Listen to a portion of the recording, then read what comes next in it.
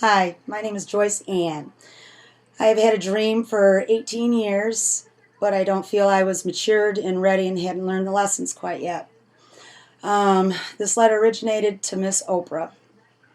But as I sat down to write it, to get it out of my soul to share with you, which I know I have to do, it went from my Oprah letter to a letter to the world.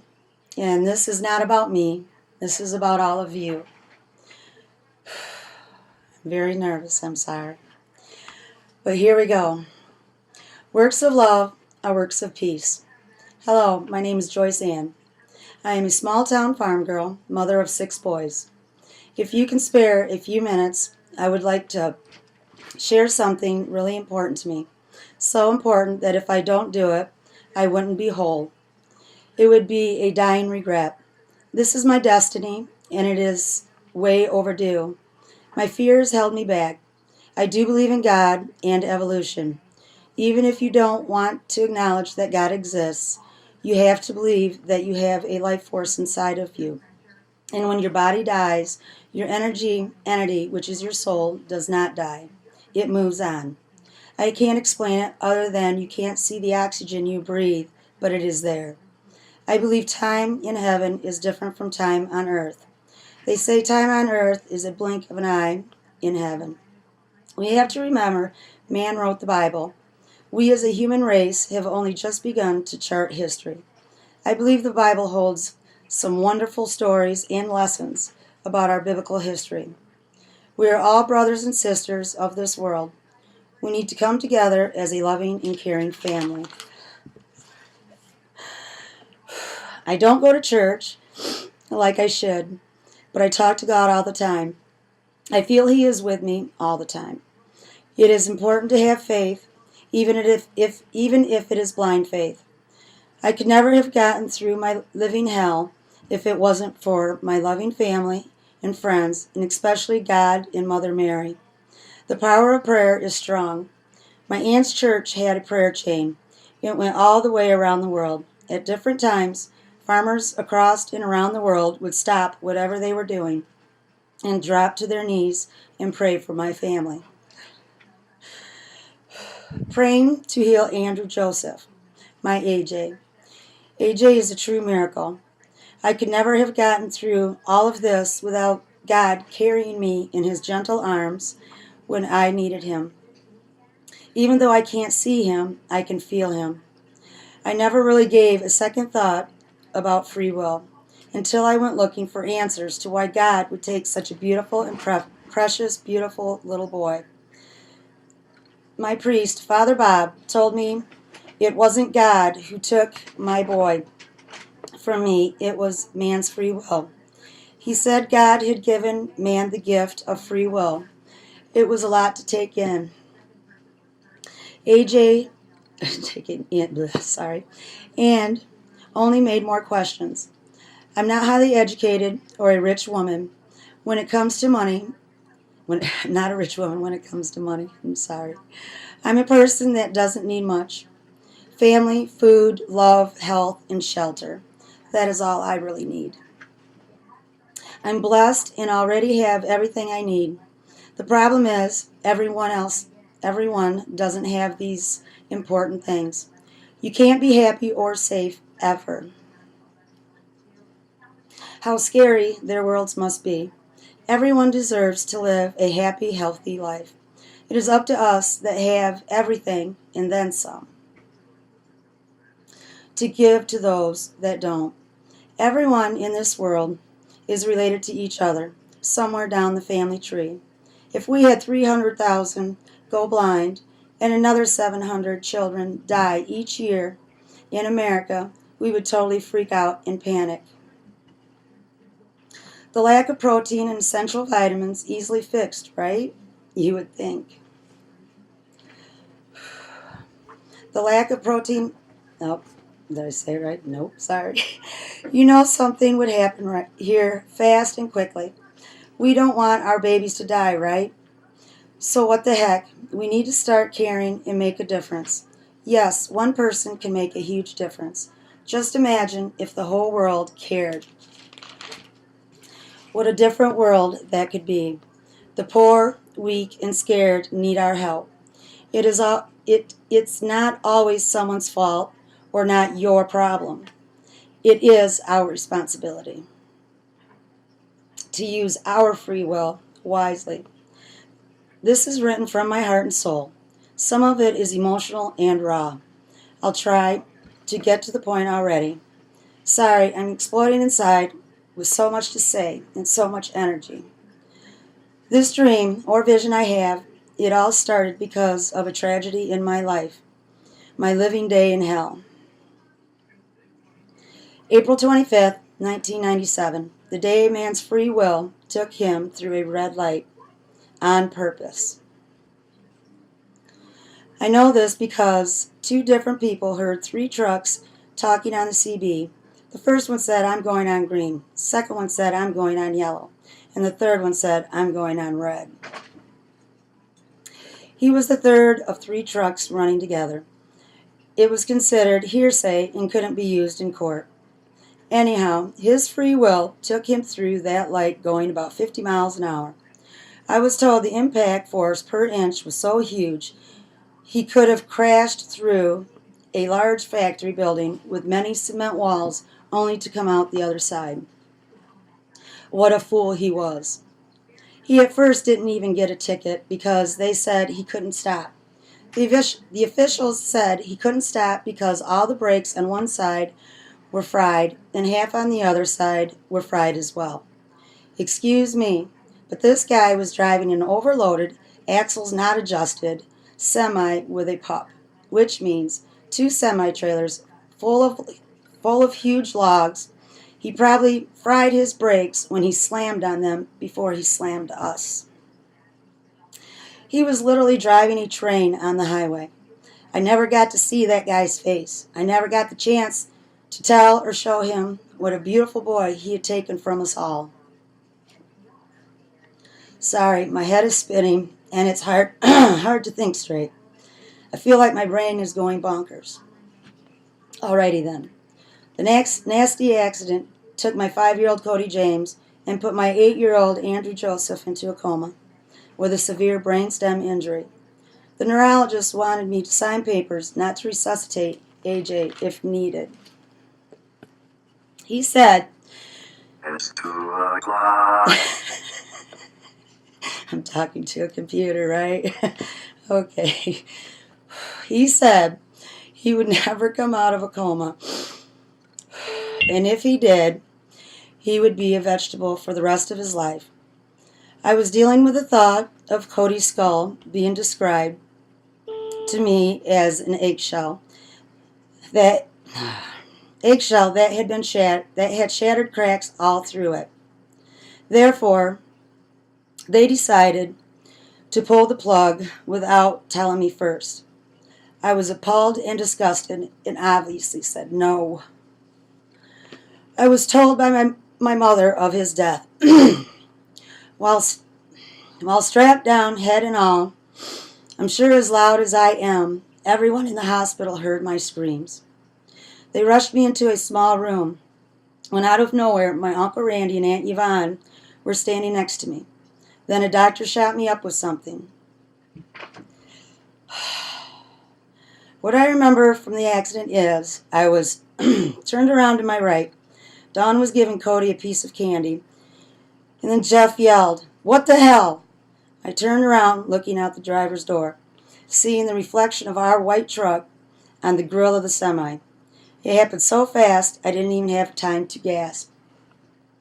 I remember the truck rocking to a stop. I don't remember seeing Jeff or Dawn, who were sitting next to me.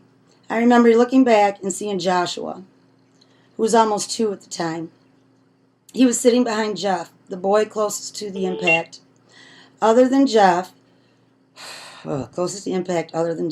Sorry, I'm a terrible reader. Okay,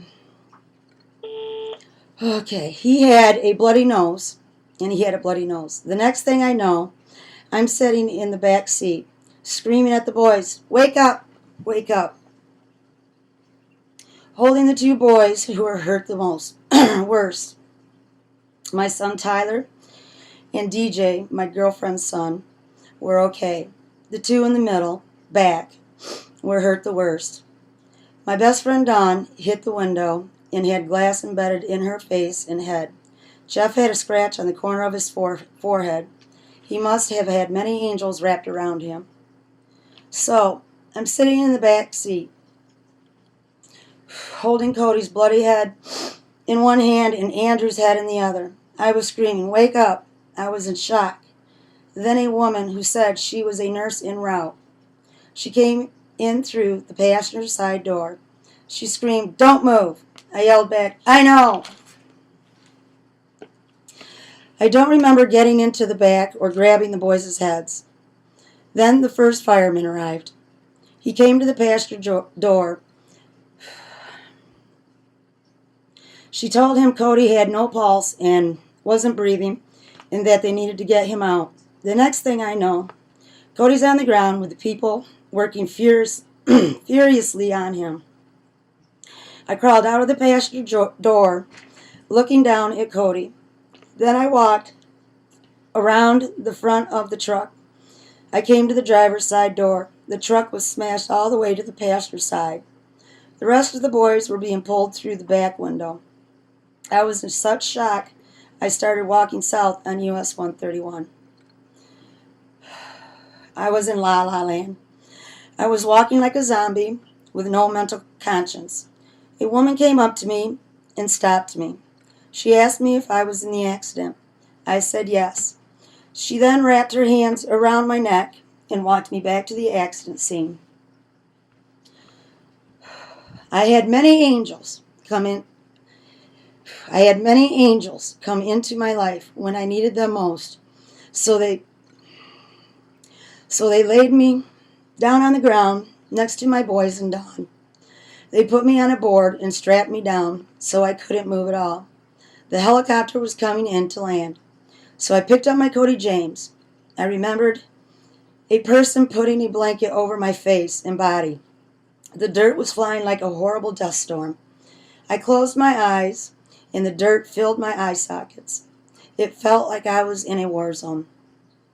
All I can say is thank you, thank you, thank you, thank you, thank you. To all the angels that helped my family that day and all the nightmare days and years that have come and gone. May God bless you all with all my heart. Thank you. You are precious and priceless. Thank you. I have to try to focus. So, I have to tell you about this Catholic priest from India. His accent was very thick. He had such a thick, bright aura around him. It was so thick that even Jeff felt it. I asked him so many questions and found myself scooched next to him, so close next to him, I was practically sitting on his lap. His wise words were, "Cody is fine. You don't have to worry about him. He is fine. The one you have to worry about is the one in the bed." I told him I wanted to learn Mother Mary's prayer. "Hail Mary, full of grace, the Lord is with thee." He gave me a prayer book, and he was on his way. He was full of God and touched me very, very, very deeply. So Jeff is praying next to AJ's bed on his knees. He feels a rush go through his body. I didn't know if it was Andrew's soul wandering because of his coma or if it was Cody. I wanted Cody so bad. I wanted to stroke his beautiful, thick hair, not the clipping of his hair I had gotten when I visited him in the morgue. I prayed real hard to see, feel, hug, and kiss, and to tackle him with all my love. Please, please, God, Mother Mary, Jesus, Cody, and all the saints and angels, please, please, please, please. Then it happened. I was standing on a small hill. The grass was a beautiful, bright, full of color green. I I was overlooking a horse arena with the most beautiful, strong, and majestic black horse in the middle of it. As I walked down the hill on the west side of the fence, which was a beautiful white double rail fence. Cameron, this thing shut off. Is it still taping?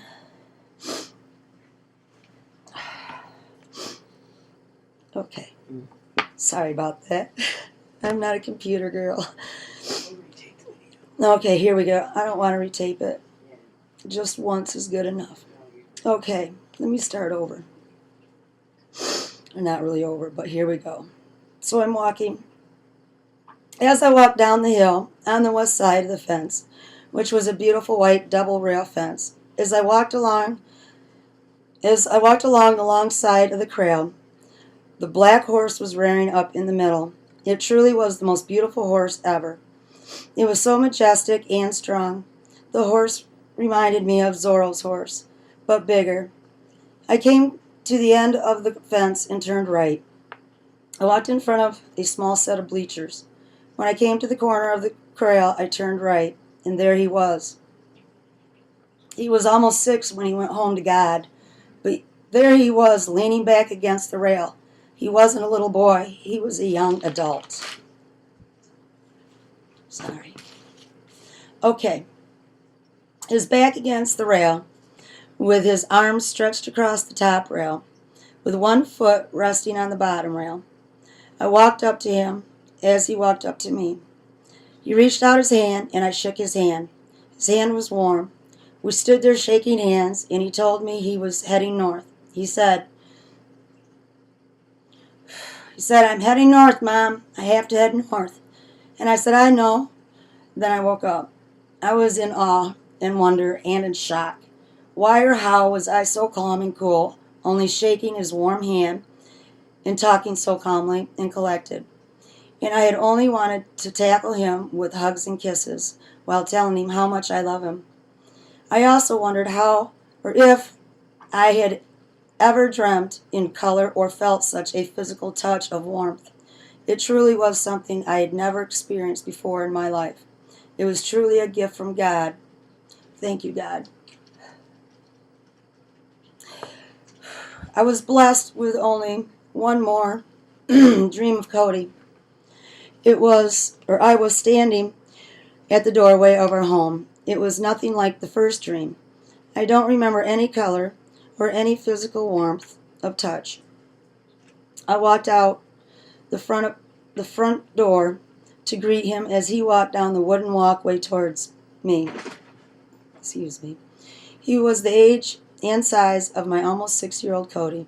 He was dirty from playing like a little boy. I hugged and I kissed him. We walked back into the house and straight to the bathtub. I bathed him. We were smiling and laughing and very happy. Then I woke up. I would love to visit him in my dreams. I don't know why my body won't allow me to dream about him. Maybe because it's just too much. To this day, I can't look at any videos. It hurts to see. It hurts so bad to look at pictures. Having so many boys, I have to go through the pictures for certain projects. I cry every time, and it truly sucks. When you lose someone you love more than life itself, not only does your life and world change, you change as well. Never the person you were ever again. Reaching deep, reading everything I could get my hands on about life after death experiences. I wanted to know where my baby was. I wanted to communicate with him through a medium. I read about angels. My husband thought I was nuts. When I would try to share with him things I had learned, he thought I was crazy and brainwashed. That never stopped my quest for knowing more about what heaven is. I feel very blessed to be able to see things differently than most. I see good in almost everything and everyone. There is energy in everything. people don't realize that every thought and word has power and energy. When I look at a person, I see them for them, not how much money they have, power, or if they look or how they look or smell. It is their soul I see. I don't care if someone is dirty and smelly and has no hygiene. It's how their environment has shaped them. When I see someone who is mean and enjoys hunting, sorry. When I see someone who is mean and enjoys hurting someone, it's their environment with emotional and physical abuse taking its toll. It does make me frustrated to see someone being a bully. All I feel is love and pity. I wonder what the heck has happened to you.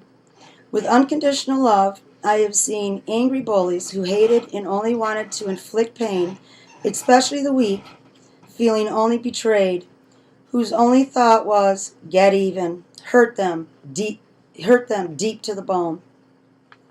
With patience and unconditional love, the bullies mellow out and become awesome, loving, and caring teddy bears. Everybody can love. They are not weak. They are more respected and, in my opinion, become great warriors of peace. Being loving is not weak. It is a strength like no other. It is the most powerful and respected energy you will ever encounter. Don't get me wrong, there are evils on this earth. I am not naive. There are people and other things on earth that love and enjoy hurting everything and everyone. All that being said, I truly believe things happen for a reason, and God only gives you what you can handle. There are lessons and signs and tests. You have to open your mind to see. Anyone who thinks they know it all, they are truly a fool. Learning and growing is a daily thing. Some are horrible and extremely terrifying. Life is totally unfair and challenging. Even the person you trust the most in the world can be your worst enemy. So who do you trust? Can you trust again? Do you punish the next person to come along, even if they didn't do anything to hurt you? So you are so angry that you punish the next person as if they were the one that hurt you. So heck, why not put up some mental self-protecting walls? Don't let anyone in. Having your heart ripped out and smashed can wear on a person. Mental and verbal abuse is the worst. When someone says something so hurtful, so deep, that it pierces your heart and soul, it can truly, truly scar you. Without visible scars, the bully truly doesn't see the damage they have done. Therefore, not even feeling sorry. That sucks. Truly, truly sucks. I've seen and been through a lot of crap. I know it's not anything compared to what a huge part of the world has been through. What all of you must have seen and the horrible things that have been done to you. I am so sorry. I'm very sorry. I wish hate and greed, envy, and lust just never existed, but they do. We are all angels from heaven, curious souls, only knowing pure love and happiness.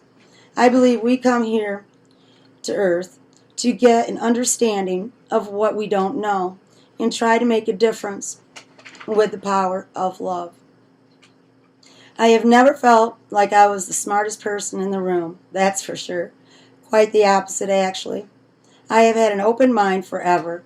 I know I'm an old soul. I know I have lived on earth before. I don't know where or when, but I know I've been here before. I have no idea where God is going to take me. I have to let go of this huge fear of going public. It truly is a big, big, scary world. You could all crush me like a little bug.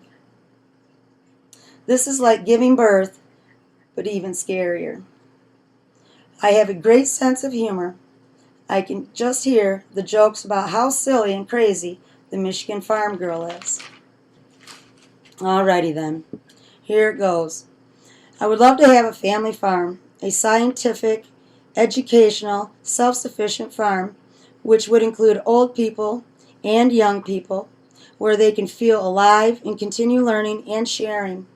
The homeless, the orphans, even retirees. I want people that don't have a home, food, or family. I want to give it all to them. I want to educate and guide them to their bright futures. I want horses at the heart of it all, providing therapy for all who need it. My goal is to turn frustration and tears into smiles and laughter, hugs instead of a cold shoulder. I have to tell you about one more God-inspired dream. It didn't have the bright, vibrant colors or the warmth, physical touch, even though I know, without a doubt, it was my angels who had inspired the dream. It was about a concert in my dad's big field. It was a fundraiser for a horse ranch I wanted to start to give the kids therapy. A lot of therapy. AJ needed a lot of therapy. He had to learn how to walk, talk, and eat all over again. It was a lot of pain and frustration and tears. I knew that riding a horse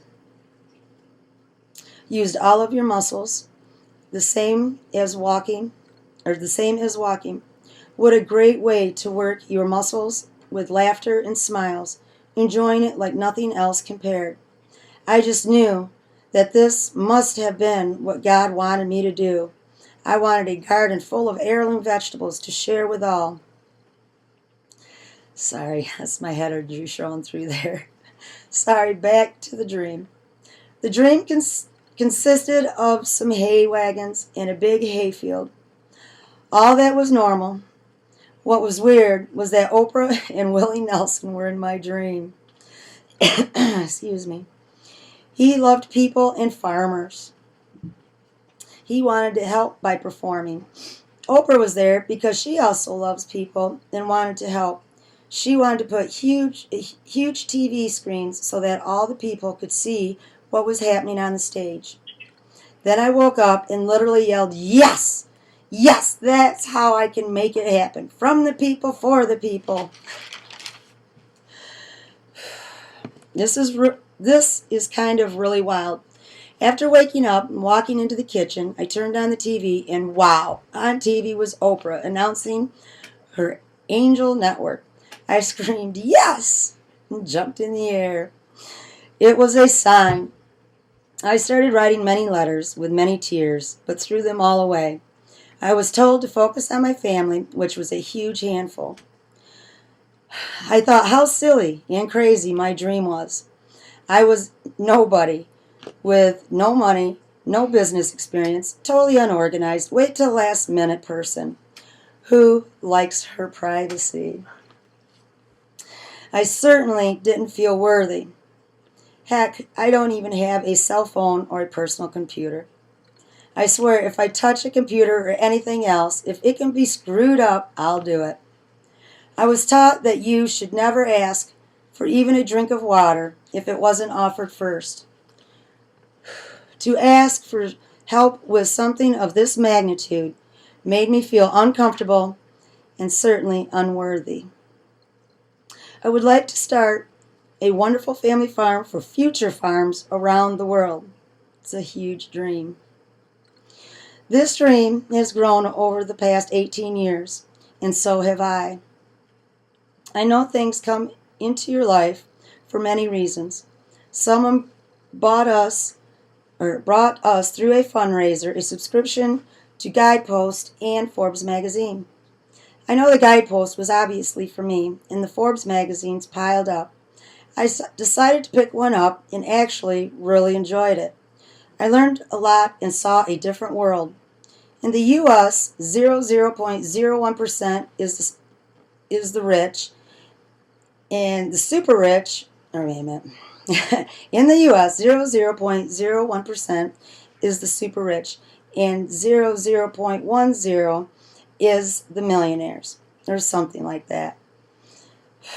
The percentage for equality is way off. If any one of you want to hop on board, your help would be greatly, greatly appreciated by all. Even your pocket change would be huge. I can't believe $500 million for a yacht or $8 million for a pond. I say, what? I would like to keep my home and home phone private. I don't have fortress walls or gates to keep my family safe. I really don't have the resources to be able to communicate back and forth with you all. So therefore, I'm going to follow my dream and contact Miss Oprah for guidance and help. I'll be doing the same with Mr. Willie Nelson and Miss Ellen DeGeneres. I don't know where this is going to take me and all of you. I hope I have the opportunity to speak to you all again. If not, I hope I didn't waste your time. I hope you all think about what a gift free will is and use it wisely. I would also like to acknowledge that the title Works of Love or Works of Peace originated from a beautiful woman's funeral. It was the title of Mother Teresa's funeral. If we were all loving and giving as she was, it truly would be a wonderful world. Miss Oprah, I am so happy to finally get my message to you. I hope the Angels Network still stands. Hope to meet you soon. Mr. Willie Nelson. Mr. Willie Nelson, I really would be honored to meet you as well. I'm from a PBB farm, and my heart and soul is close to yours. Miss Ellen DeGeneres, you are a ritual in our house. At 4 o'clock is Ellen time. You truly have the warmest heart ever. We all love you and can't wait to meet you. I'll be sending you my full name and address and phone if you are interested. I enjoy my privacy, so until I get help to communicate, this is goodbye till next time. I am basically a seed, and without any of you, this will not grow into the dream it is meant to be. So then, until I talk to you again, may God bless you, and the Lord be with you. Love you. Goodbye. There. How was that? Good. You think so? Yes. So just hit send.